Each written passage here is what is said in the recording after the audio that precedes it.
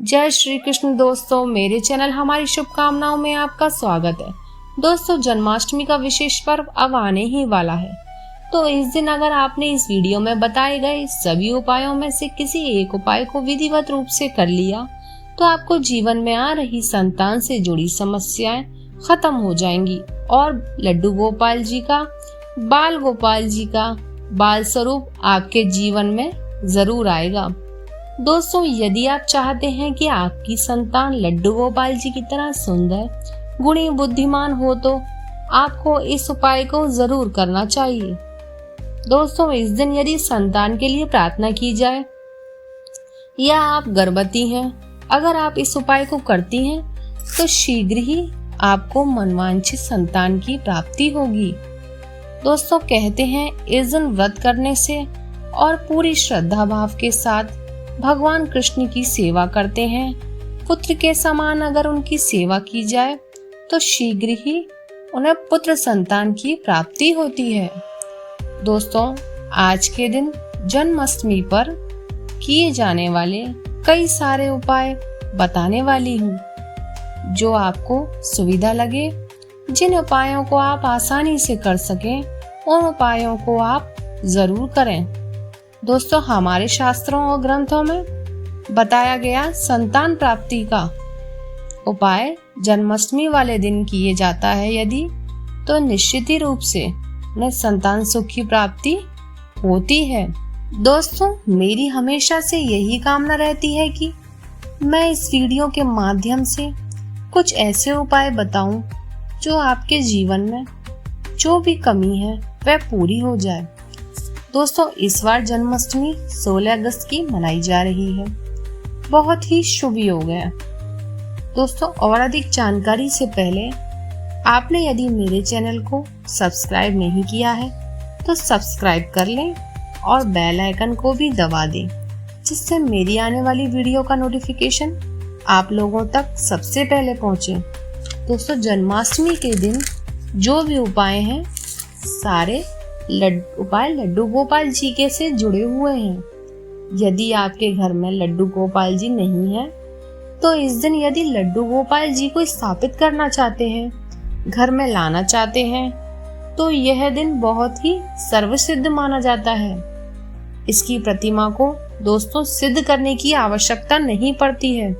यदि नित्य आप अपने पुत्र की भांति इसकी देखभाल करते हैं तो शीघ्र ही आपकी मनोकामना पूरी होती है और लड्डू गोपाल जी स्वतः ही सिद्ध हो जाते हैं। तो ये प्रभाव तो होता है लड्डू गोपाल जी की सेवा का। दोस्तों, पहला उपाय आप ध्यान से सुनिए। पहला उपाय गुणवान संतान के लिए है। सभी चाहते हैं हमारी संतान गुणवान हो। इस दिन आप लड्डू गोपाल जी के लिए देसी घी और मेवा के लड्डू बनाएं। यदि भोग लगा देती हैं और लड्डू उस स्त्री को खिला देती हैं जिसको संतान चाहिए, गर्भवती स्त्री को खिलाए जाएं तो सुंदर गुणवान पुत्र की प्राप्ति होती है। दूसरा उपाय है दोस्तों, यदि आप अर्धरात्रि 12 बजे कृष्ण जन्म से पहले आधा घंटा लगभग पहले गोपाल सहस्त्र नाम का पाठ करती हैं, उसमें गोपाल जी के 1000 नाम का उल्लेख है, उनके नाम बोलती हैं, तो आपकी मनोकामना जल्दी ही पूरी होती है। उस समय से 12 बजे तक यदि आप गोपाल सहस्त्र नाम पढ़ते पढ़ते संतान की प्राप्ति का मनोकामना लड्डू गोपाल जी के सामने रखती हैं, तो लड्डू गोपाल जी बहुत ही जल्दी सुनते हैं और इस दिन विशेष योग बनता है। तीसरा उपाय यह है कि जिस दिन जन्माष्टमी होती है उस दिन 6 बजे हम अपने लड्डू गोपाल जी को खीरे में स्थापित करते हैं, फिर 12 बजे उनका जन्म करते हैं, उस खीरे में से निकालते हैं। वो खीरा, उस चीज का बहुत महत्व है। यशोदा माँ ने भी उस लड्डू गोपाल जी आने से पहले खीरा ही खाया था। तो आपको उस खीरे को उस स्त्री को खिलाना है दोस्तों, जो संतान की चाह रखती हैं या गर्भवती महिलाएं हैं। उस खीरे का बहुत महत्व है। तो उस खीरे को ऐसे ही गलत तरीके से उसका प्रयोग ना करें। उस खीरे को आप खाएं जो संतान की चाह रखती हैं। तो लड्डू गोपाल जी आपकी यह मनोकामना संतान की चाह को लेकर जरूर पूरी करते हैं। दोस्तों, लड्डू गोपाल जी की आप जन्म के बाद यदि 21 दिनों तक बालक की भांति सेवा करते हैं तो आपको निश्चित ही संतान की प्राप्ति होगी।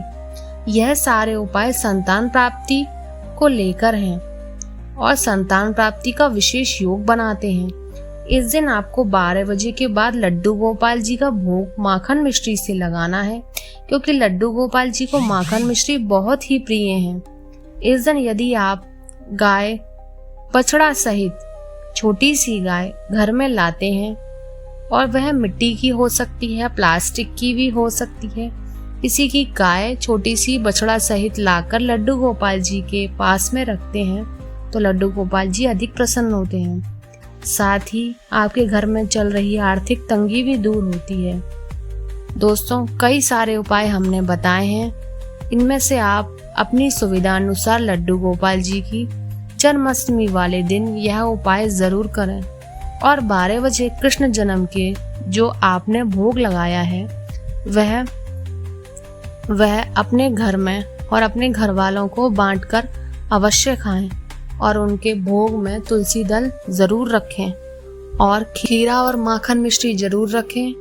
इस जन्माष्टमी पर लड्डू गोपाल जी आपकी मनोकामना दोस्तों जरूर सुनेंगे और आपकी सोनी गोद जल्द ही भर देंगे।